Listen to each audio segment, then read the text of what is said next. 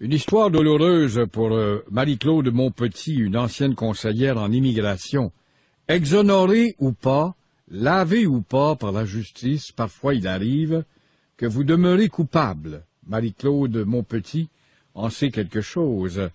Elle aurait été victime de ses clients et de la police. Et pourtant, elle a été lavée des accusations qui pesaient contre elle. Elle attaque 3 policiers maintenant en déontologie. Madame Montpetit, bonjour. Bonjour, Monsieur Pro. Pour nous faire une histoire courte, là, vous étiez conseillère en immigration. On vous a quoi, accusé de demander un pourboire aux immigrants, c'est ça? Pas tout à fait ça? Je reconnais votre humour. Non, en fait, Monsieur Pro, il s'agit de 2 histoires qui, en apparence, ne sont pas liées, mais qui, dans les faits, sont intimement liées. Il y avait ici au Canada un groupe de 500 Pakistanais qui se présentaient comme demandeurs de la résidence permanente. Et pour faire une histoire très courte, la GRC et d'autres organismes de sécurité canadiennes ont recommandé que ces gens-là ne soient pas reçus comme résidents permanents parce que leur crédentiel de sécurité ne passait pas la norme. Et M. Coder, qui à l'époque était ministre de l'Immigration, a décidé de ne pas considérer ces enquêtes de sécurité et a donc reçu ces gens-là comme résidents permanents. Ah bon? Moi, j'ai voulu médiatiser cette affaire-là parce que j'y étais lié professionnellement. Et quelque temps après mon annonce de médiatisation de cette affaire, je me suis retrouvé criminellement accusé de fraude et de supercherie.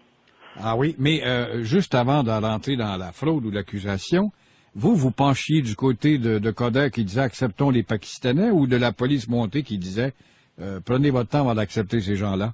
En fait, moi, je n'avais pas à prendre parti ni pour l'un ni pour l'autre. Je représentais des gens qui étaient, malgré eux, impliqués dans cette histoire-là, c'est-à-dire qu'ils n'étaient pas, mes clients n'étaient pas visés par les enquêtes de sécurité qui recommandaient qu'ils soient déportés.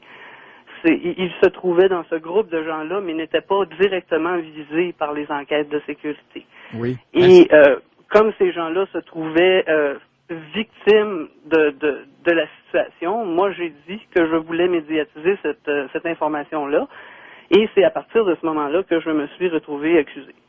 Alors là, vous êtes allé en conférence, vous avez été gazetté, je vous ai lu dans la presse, de voir notamment la Gazette, mais est-ce que ces gens-là qui étaient soupçonnés par la police, la preuve a été faite comme quoi c'était pas des gens très désirables pour le pays?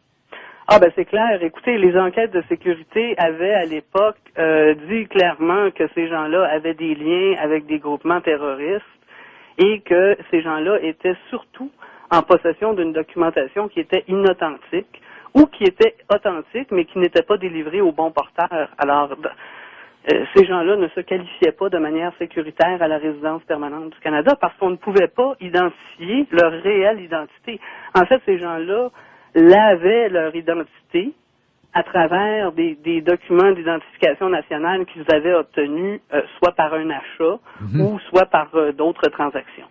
Ça, et Coder, là-dedans, penche pour ces gens-là. Ils s'en viennent Coder a clairement dit à la GRC, votre enquête, vous pouvez en faire ce que vous voulez. Moi, je considère que ces gens-là doivent être admis et il a recommandé que les enquêtes ne soient pas considérées, puis il a ordonné aux fonctionnaires d'Immigration Canada de déconsidérer les enquêtes, puis de remettre les faux documents à ces gens-là et de les accepter comme résidents permanents. Ça, c'était des réfugiés, ça? Pas tous. Il y en avait qui se portaient demandeurs au titre de réfugiés, mais il y en avait qui se portaient demandeurs dans d'autres catégories d'immigration. Et tout ce monde-là voulait s'établir au Québec pour enrichir notre personnalité, bien sûr. Je ne sais pas si c'est pour enrichir notre personnalité, mais c'est certainement pour laver leur identité.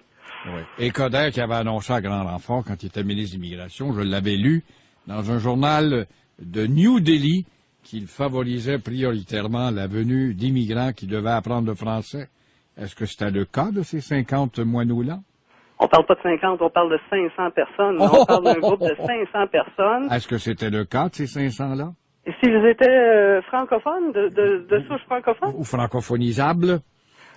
Ben, il faudra leur demander à eux. Moi, je n'ai pas eu dans ma carrière beaucoup d'occasions de représenter les francophones. Vous n'avez pas besoin de répondre, Mme Montpetit. J'avais dû dialoguer avec ce monde-là, je sais tout ça par cœur. Maintenant, là, voilà que la police vous accuse d'avoir gazetté ça, mais quelle faute il y avait là-dedans? Il n'y avait pas de quoi à vous Mais en porter. fait, la police ne m'a jamais accusé d'avoir voulu médiatiser cette information-là. Ce qu'on a fait, c'est qu'on m'a accusé de fraude et de supercherie pour m'empêcher de jouir de la crédibilité, justement pour médiatiser cette histoire-là. Parce que, soyons honnêtes, Monsieur Proulx, lorsqu'on est accusé de fraude et de supercherie, et que dans le cadre d'un procès qui se conduit sur ces accusations-là, on allègue aussi que j'aurais fabriqué des documents, comment vouliez-vous que les médias me donnent la crédibilité nécessaire, me mettent en onde pour attaquer un ministre qui avait rendu des directives illégales? Ouais. C'est bien sûr que M. Coderre, à l'époque, aurait dit, mais voyons donc, qui est cette dame? Elle est accusée de fraude, elle a fabriqué de la documentation, alors comment sait-on si ce qu'elle dit à propos de moi n'est pas inexact? Et le juge de la Cour supérieure vous accorde le doute raisonnable. Bon, à partir de ça, est-ce que En vous fait, êtes... c'est plus que ça, M. Proulx. D'abord, c'est un juge de la Cour du Québec. C'est deux juges de la Cour du Québec, parce que il y a eu d'abord un procès pénal pour lequel j'ai été acquitté sur le banc. Et par la suite, la Couronne, le procureur général du Québec, a fait fi de ce premier acquittement qui était basé sur la même preuve. Et on m'a accusé criminellement. Et le juge a dit clairement que non seulement il me faisait bénéficier du doute raisonnable, mais qu'il n'existait aucune preuve Oui, pour les allégations. C'est ça, ils ont porté qui étaient des présentées à mon accusations encontre. sans fondement. Alors là, vous perdez votre emploi, qu'est-ce qui arrive là? Étiez-vous attaché au ministère en tant que tel? Vous étiez comme pigiste?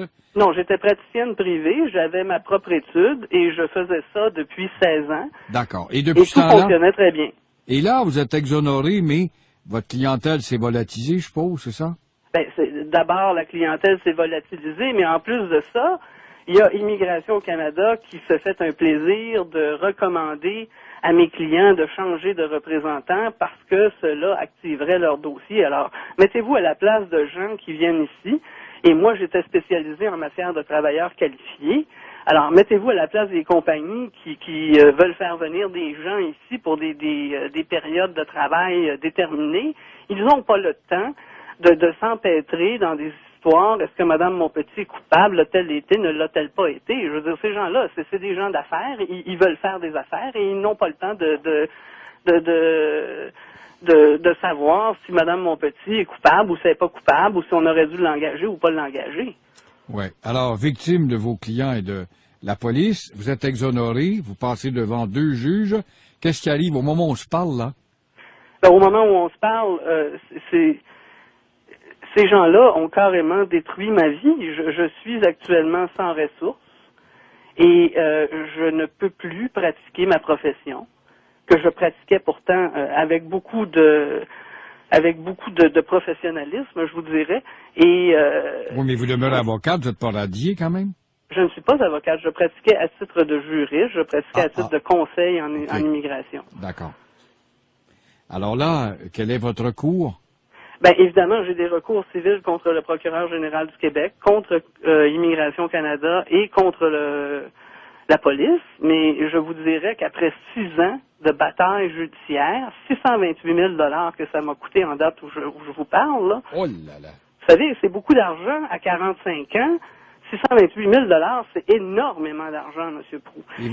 Et je ne comprends pas que le gouvernement conservateur qui s'est fait élire sur la bannière de l'honnêteté et de la transparence, je ne comprends pas que ces gens-là continuent de protéger aujourd'hui les deux plaignants qui sont des prostituées avouées. Ils l'ont admis devant le juge, ce sont des Madame était une danseuse topless, Oui, oui. Elle se prostitue sur l'Internet, son supposé conjoint de fait est aussi un danseur. Je ne comprends pas, moi, que le gouvernement ne réponde pas aux demandes du député Gravel qui m'a gentiment offert sa collaboration. Je comprends pas ça. M. Gravel s'est adressé personnellement au bureau de certains ministres et on lui a répondu qu'on n'avait pas le temps de s'occuper de cette histoire-là. Est-ce qu'ils attendent que ça devienne un dossier qui va éclater, ça? Ben, Madame Montpetit, il est peut-être temps qu'il éclate parce qu'on a vu le ridicule, justement, faire venir ici des immigrants qui représentent pas un gros investissement pour le renforcement culturel et la texture du pays, tels des danseuses. Et ça a passé comme du beurre dans le poêle, et on n'en parle plus, et vous me semblez me démontrer que le statu quo demeure. Faudra y revenir, et je vous remercie beaucoup, madame. Je vous remercie infiniment de m'avoir entendu. Et bonne chance. Au revoir. Marie-Claude Monpetit, vous avez vu, cette ancienne conseillère en immigration qui a été lavée pourtant par la justice. Elle a été exonérée des accusations qui pesaient contre elle. Et maintenant, elle attaque 3 policiers en déontologie. Ça va être long.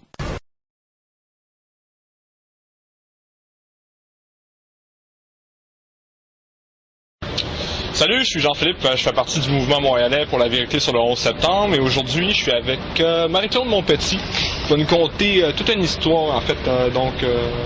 Fais-nous un petit résumé de ton histoire, pourquoi qu'on est ici aujourd'hui. Alors, c'est une histoire qui s'étale de 2003 à 2008. On va essayer de faire un résumé assez succinct. Il s'agit d'une saga policière, judiciaire, politique, qui concerne la traite politique, la traite sexuelle d'immigrants au Canada. Moi, je suis juriste de formation et j'avais une pratique en droit d'immigration et en droit carcéral. Et dans le cadre de ma pratique en droit d'immigration, je recevais énormément de références de clientèle de la part du ministre Coderre à l'époque et aussi d'un ambassadeur américain qui s'appelle Mark Gregory Amber. Ces gens-là amenaient des jeunes filles à mon bureau pour que moi je m'occupe de légaliser leur résidence ici au Canada et pour leur obtenir des permis de travail pour que ces jeunes filles-là, au père, présentent leur art dans des établissements sexuels de Montréal. Et ça, juste pour nous situer, c'est vers quelle année ça va être C'était de 2002 jusqu'à 2001 en fait, jusqu'à 2005. 2001 à 2005. Moi, j'ai arrêté en 2003, mais ça s'est poursuivi jusqu'en 2005. Okay. Et donc, il y avait une de ces personnes qui s'appelait Maria Stergiou et un jeune homme qui s'appelait Karol Lucas, qui lui était originaire de la Slovaquie. Et Madame Stergiou était citoyenne canadienne, grecque d'origine, mais citoyenne canadienne. Et on m'avait consulté pour que cette dame-là puisse parrainer M. Lucas, pour qu'il puisse rester au Canada. Tous les deux étaient des danseurs et danseuses exotiques. Et ces gens-là sont donc venus me voir pour que madame puisse parrainer monsieur. Et là, selon la loi sur l'immigration, des gens qui ne sont pas mariés, qui ne sont pas des époux de droit, doivent avoir cohabité 1 an ensemble avant de présenter une demande de parrainage. Dans le cadre des procédures préliminaires, il n'y avait pas de problème parce que, en fait, dans les procédures préliminaires, on fonctionne sur les déclarations des clients. Alors, nous avons présenté les demandes préliminaires, tout a bien fonctionné. Immigration Canada a décidé de rétablir le statut temporaire de monsieur parce que lui était ici illégalement depuis 2001. Okay. Et ces gens-là sont venus me voir à l'automne 2002. Quand Immigration Canada a décidé de rétablir le statut temporaire de ce monsieur-là, c'était conditionnel au fait que madame dépose une demande de parrainage pour parrainer sa demande de résidence permanente au Canada. Et là, s'est engagé un long processus de procédure et dans le courant duquel on s'est rendu compte que les documents qui avaient été déposés pour rétablir initialement le statut temporaire de monsieur étaient des faux documents. Okay. Et qu'ils avaient menti à propos de leur statut de conjoint de fait. Quand moi j'ai vu ce qui se passait, j'ai voulu cesser d'occuper, j'ai voulu cesser de représenter ces gens-là. Et là, j'ai été victime de pression de la part de l'ambassadeur, de la part de la demanderesse, Mme Stergiou, de la part du demandeur, Karol Lucas, et de la part de d'autres personnes qui étaient liguées un peu à l'ambassadeur. Ces gens-là ne voulaient pas que je me retire du dossier parce que, évidemment, si je m'étais retiré du dossier, ça aurait probablement entaché leur demande.